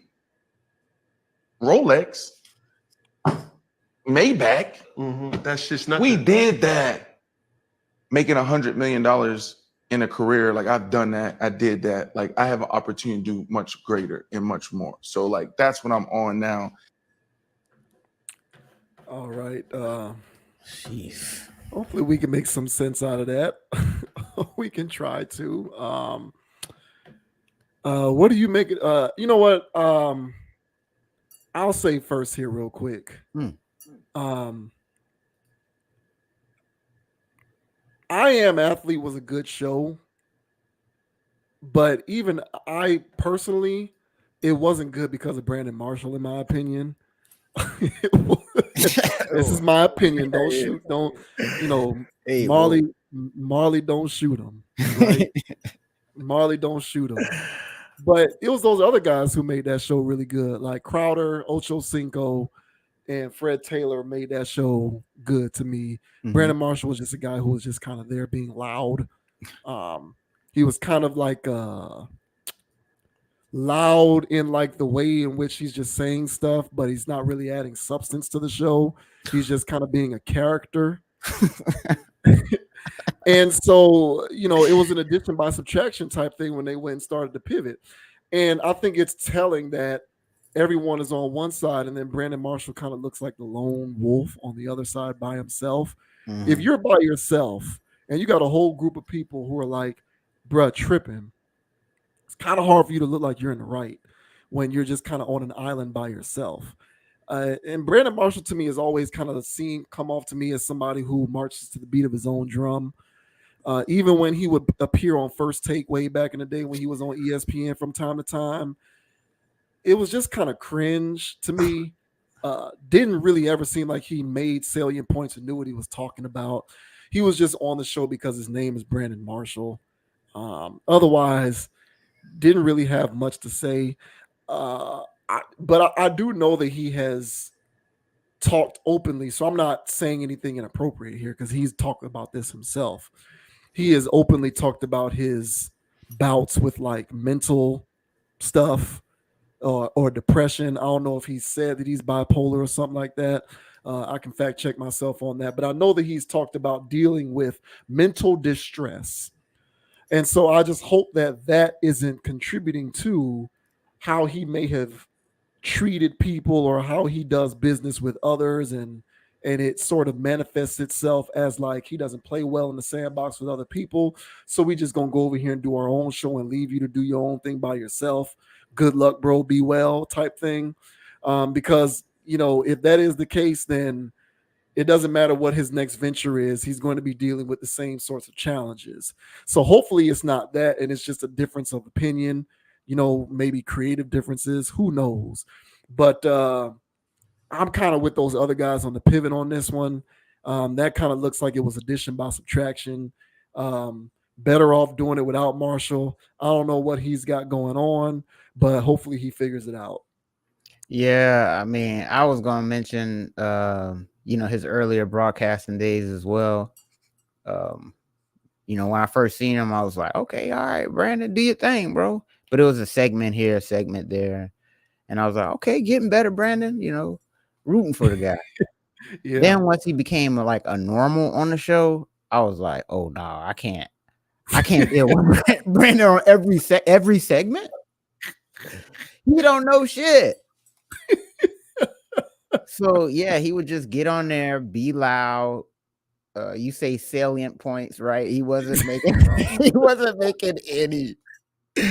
I'm like, bro, please just stop. So when this whole I Am Athlete thing got on, I remember that was during the height of COVID. The internet we needed stuff, and that was out. So I remember sending that to my brothers. Like, hey man, because I was excited that to see Fred Taylor. I'm a big Fred Taylor fan, even though he went to Florida. I'm a big Fred Taylor fan, a big Ocho Cinco fan. And Crowder's cool because he played for the Dolphins. Right. Yeah. I didn't like him because he played for the Gators. But the Dolphins part made him cool. So anywho, I'm sitting there excited for the show because I like these guys, but as I'm trying to enjoy the show, Brandon has to steal it. Yeah. And I got tired of that. It was like 3 episodes. I was like, I can't watch this no more. Yeah. I can't watch this no more. He's unbearable. And he's so, to me, he comes off real disingenuous, real non-authentic, and fake it till you make it, say whatever I need to say that he thinks is polished and don't smell like shit to everybody. And it's just like he's in his own little world, but he's always been that way. Mm-hmm, and so when it seems like, so now it was just like, oh, okay, I get it. Because, his exit since, while he was playing in the NFL wasn't always the smoothest. His relationships weren't always the smoothest in football. And, he had a bad rap historically, just as a, difficult. He was difficult. Yeah, difficult, right. Yeah. And so, but I'm not holding that on people like that, But, now that he done got out of the league and he's out here doing his own thing, he still seems difficult. And he was difficult with me, the viewer. So my whole thing was, I don't know how, I don't know how he is behind closed doors, because on camera he's annoying. So once the whole thing dispersed, and I did notice everybody left and he stayed, and I'm like, okay, this don't feel right, but it do feel right, because this is my show. That's Brandon. This is my show. And he chased everybody off. That's what I felt. And so for Fred to come out and say, hey man, it's because he wasn't standing on business, basically. Oh yeah, we made you lose all this money, show receipts, bro. Like, stop. This is part of your shtick again. You're just doing your thing. So I think he might have like normal types of, whatever, borderline or something. I don't know what he's got, but the NFL CTE didn't help. So he's a tame Antonio Brown, in the sense that he's not gonna go out there and flash his member in a Dubai swimming pool, but he will let everybody know he's got the biggest member in the room whenever he's dealing with them, and he thinks he's bigger and smarter than everybody, and that's always seemed to be his thing. So for him to chase off some humble, down to earth dudes like that, Ryan Clark does seem a bit corny to me, but but for him to chase those other guys off, man, big Fred Taylor fan, man. He's a Florida dude through and through. So yeah, man, I didn't care for that, them dispersing like that at first, but now that I know that they left and they was just trying to protect their own, I get it. It makes sense. So, again, wishing the best for Brandon Marshall. It seems as though he's in a world of his own, fighting imaginary demons. And so I just wish him the best, man. I hope he gets well, because he doesn't seem like he is, to be honest. Yeah, he seems like a unique, quirky type of person for sure. Mm-hmm. Ryan Clark is corny, but I say that in a complimentary way. I really mean that as a compliment. I've come to, I don't look at that type of thing the same way that I used to. Like, when I call people corny now, I mean it as a compliment. So keep doing. I still don't really. He's a hit or miss for me when it comes to like what he does on ESPN. I'm talking. But that's his personality. He wants to do the jokes, and they're not funny. Bop around and make all of his pop culture references and be funny. Can't stand whatever. That's corny. That's corny. I know. That's as long as, but for all we know, he gets called corny by his kids at home. Maybe he's just a corny. Maybe he's just a corny person in general. Yes, so bro. I just don't. I don't really do this whole thing where I'm calling people corny in a way to insult them anymore. So I feel you. Hey, look, man, Ryan Clark, his quality of life is far better than mine. So he can go ahead and revel in his corniness, because who am I to judge? I'm sitting here trying to get to where he is. So it is what it is, man. And let me say this for the record. I don't like his jokes. I think they're lame. I feel like they're a little too forced. Like he's trying too hard to be the black guy on set sometimes. So I don't care for that. But him as a person seems like a cool dude. I just gave him a J. Cole compliment. So it's like, hey, man, as you said, like a cool dude, man. I'm trying to understand. I just think he be trying to be funny too much. Like, hey, man, if the joke is there, go ahead and hit him with your punchline. But you don't have to obligate yourself to being the comic relief every single segment you're on. Just my opinion. But,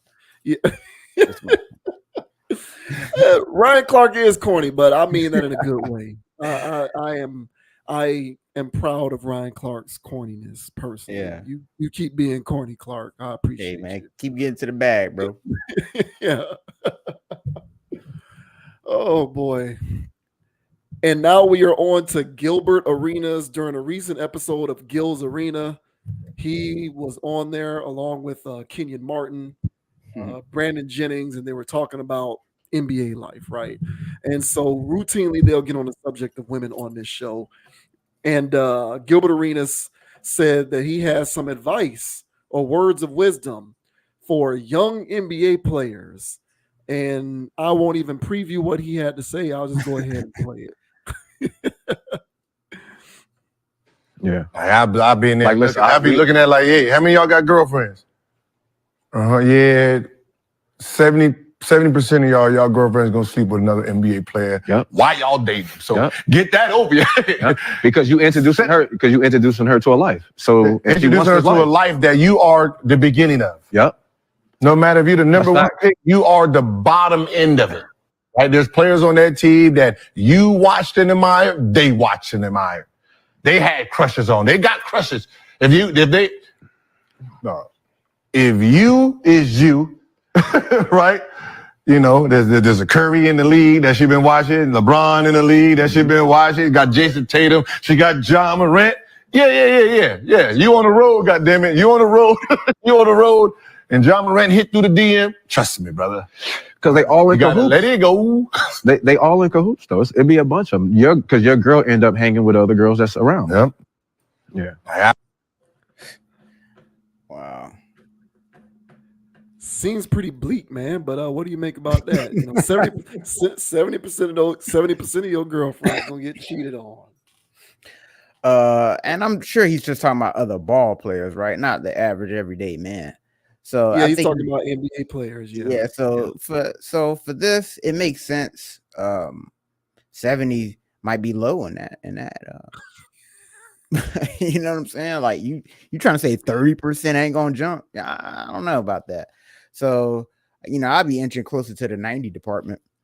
But yeah, this sounds about right. It sounds accurate to me. His thing of you're just the beginning. So especially if you're the first one, bro, you just introduced her to the league. So yeah, she's gonna get in those circles and she's gonna climb that social ladder. And while she's doing that, she's gonna try to get pregnant by somebody.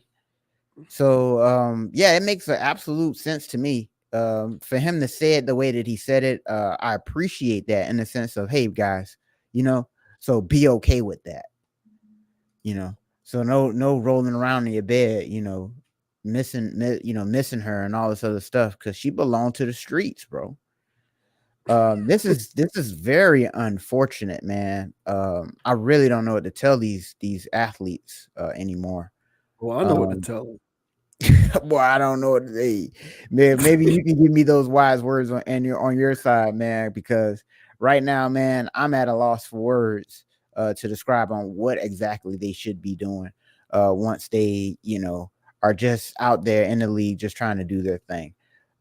Because you never know what's going to happen. You're going to be around all kinds of people who got it. And if she's not in her right space, all right, other people who have other things might catch her fancy. And it only takes 5 minutes, fellas, for your heart to be shattered. So how about you, man? How you feel about this? Do you agree with Gil here saying that, hey, man, these guys are in trouble if they bring their old lady around these other ball players? Yeah, it is about, I would imagine it's close to 90%. I think the rate is very high. For the life of me, I don't know why these guys get into relationships. I don't understand it. Like, the only thing about this, that because I agree with Gilbert Arenas, and I would add on to what Gilbert Arenas is saying. Like, let's say that we were in an alternate universe and I was an NBA player or a formal NBA player, and I was in a position to give wise words of wisdom to younger NBA players on this very subject, I would tell them, how many of you guys have a girlfriend? Okay, break up with them now. And for the duration of your career, do not get into a serious relationship. Have casual fun until you retire. But while you are an active player, don't seriously date any women. There's no incentive for you to do so. You don't have to, because they all want you. Mm-hmm. They all will date you and be with you despite whoever it is that you might be dealing with. So save yourself the trouble of dealing with, the frustration and the anguish and the difficulty that can come from wanting to be with as many women as you want and cheating on people by just not tying yourself to any one woman in particular. Don't marry or date anyone seriously while you're in your career. Do that when you retire. Now, if you happen to play for 20 years, hey, you'll just be a single guy who's a professional athlete for 20 years and then you retire, then you can go ahead and get married. But or if you have a shorter career, let's say you had a career that was 5, 7 years, whatever, 10 years, and then you retire. However long it takes for you to retire, wait until you retire before you take that step. You're not losing any leverage with this. It's not like women are going to not date you because you don't want to be in a relationship with them. You're a professional athlete. These women will do anything to date you, even share you. So why date them seriously? They don't care. They don't have any standards. You think they care if you've been with this chick or if you're with another chick now? They don't care. They'll be with you anyway. They don't care. They don't have any moral complications when it comes to having an opportunity to date a professional athlete. Some of them do. The vast majority of them don't. The ones who seek out dating pro athletes, that is, of course. So like, why do it? That I've never understood why these guys get married during their career. Most of these dudes are not Curry and LeBron. They're not. Most of these dudes are of the world. And you get married and you out on the road 8 months out of the year. And even when you at home and you're not on the road, you have access to whatever woman you want. Whatever woman you want. It is in your best interest to not get married. Why do it? For what? Why? So that's the thing. Like, don't do it. Like, save yourself the trouble and wait until you retire. It's a very practical piece of advice because you're going to get with them. Either you going to cheat on them or they going to cheat on you or both. Probably both. You're going to get into all of these dysfunctional situations, these toxic situations that's going to mess with your mental psyche. It might affect your game if you're not mentally strong enough to be able to perform while you're dealing with all of this kind of stuff. Just have fun. Have fun. Make them sign NDAs or whatever you got to do. You know, don't get them pregnant. Just do that, but don't actually marry these women or get into relationships with them. I feel like that is an exercise in futility that far too many of these guys exercise way too often. Like, just don't, if you're not cut from that cloth, if you're not built that way, and you know if you are or aren't, just live out your truth until you retire.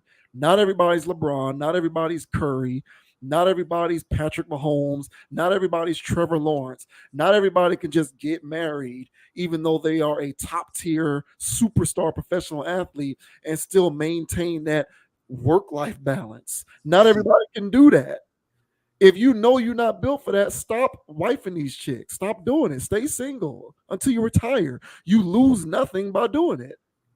See, regular everyday guys like me, if I decide not to date somebody, I may run the risk of passing up on an opportunity to be with somebody of some quality. And I run that risk. So that's the price that I pay for making these types of decisions. But the world is your oyster. These women ain't gonna stop coming after you because you decided not to make them your girlfriend. So where is the incentive for you to make these decisions? I don't get it. Like, I don't know what mental mind screw these chicks put on these dudes to make them say, okay, we can go together. Like, why? Just stay single until you retire. Stay single until you retire. You're in the ultimate position of leverage. But the minute that you put a ring on their finger and the minute that you get them pregnant, you relinquish the vast majority of your leverage. So stay single, man. Like, don't wife them up. Wait until you retire. Literally, you're a man. You're a pro athlete. You probably got good genes. You can still get a chick pregnant if you're in your 40s. So what? The way this society is going nowadays, people are having kids later and later anyway. You lose nothing by doing this. And you'll have the cachet of being a former professional athlete. You can get with a young girl who's still in her prime, still fertile. Just wait until you retire. You lose nothing by doing that.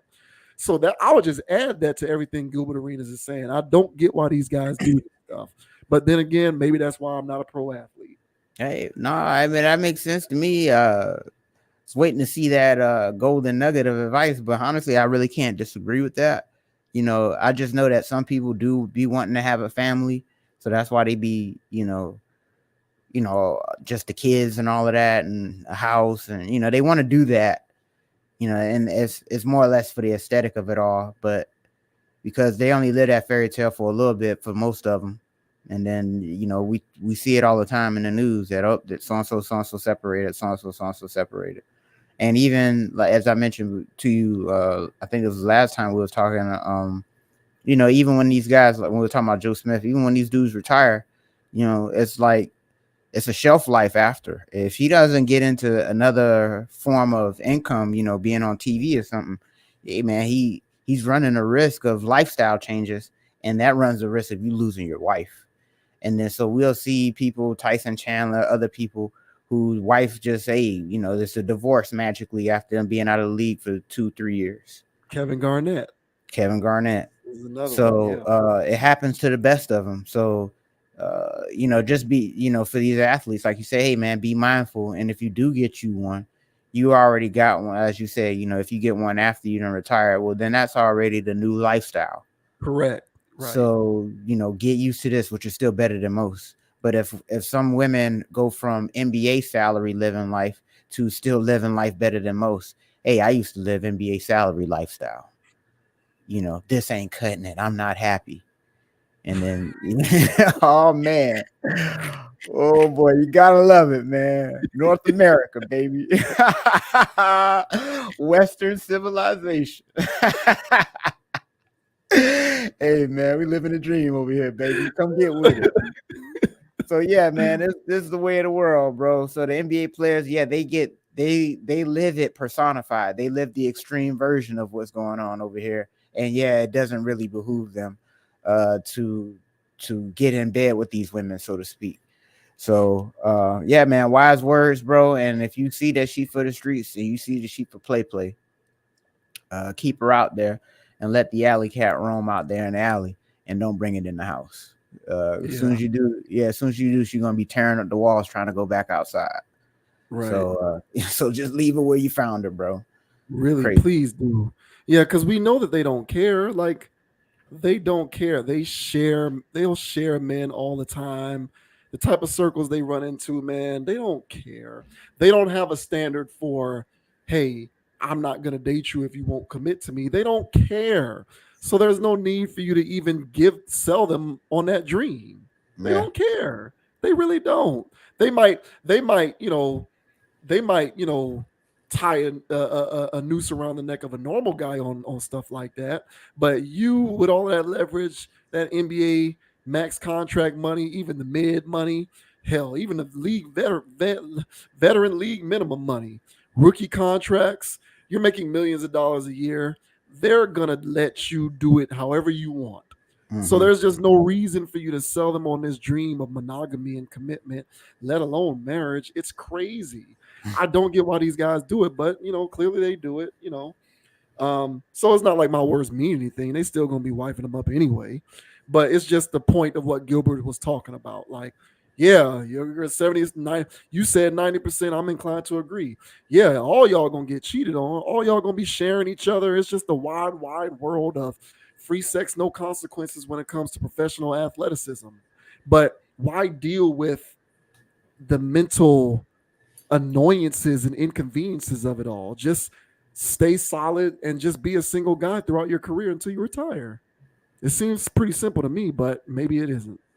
Hey, good luck, fellas. So it's a cold world out there. Y'all just saw what happened to Joe Smith. I'm just saying. Yeah. Even D Wade had to tell Gabrielle Union he got a side piece pregnant. Like, yeah, Captain America. Right. Yeah, the unofficial mayor of Dade County. Yeah, you know what I'm saying? It's crazy out here, man. Shouts out to Gil's Arena, man. Great show. That Gil's Arena and It Is What It Is with Cameron and Mace are the two funniest, sports shows. Well, they're just kind of dudes just kicking the shit on a sports show. Mm-hmm. So both of those shows are just funny. So I advise everybody to check those out. But we'll go ahead and leave it there, man. Appreciate everybody for tuning in to tonight's stream. My name is JV Wins. That is Dogon SS. As always, Conscious Approach is on Instagram at Con Approach, CONAPPROACH. I'm on Instagram at JV Wins, JVWINS. Like the video, subscribe to the channel. Let us know what you think in the comments. We certainly appreciate the support. If you happen to be watching this video on the Facebook page, go ahead and follow the page, man. We post there as well, quite active. So Conscious Approach is going to start publishing the audio feeds of all of our episodes. So be on the lookout for that. Go Heat, go Dolphins, go Florida State Seminoles, number 4 in the country, CFP bound. And until next time, the winners will catch you on the flip side. Hey, man, it's Dogon SS. And you can find me on Instagram at Dogon_SS and on YouTube at Dogon SS. Also on DraftKings. Come holler at your boy, Dogon_SS over there as well. And TikTok. Goddamn. So go follow your boy. All right. And until the next time, guys, as I say on every pod, everyone. All right. Don't be too high. Don't be too low. Keep it calm. Keep it chill. Keep it player. And don't let anybody get you off your pivot. So until next time, everyone, we'll catch y'all on the flip side. Go Canes, man. Go Canes, bro. Yes, sir. Yes, sir. We're going to see y'all next time, man. Appreciate the support. Keep following along with us as we continue to do this thing. Thank you so much. We are out. Peace. Peace. Yo.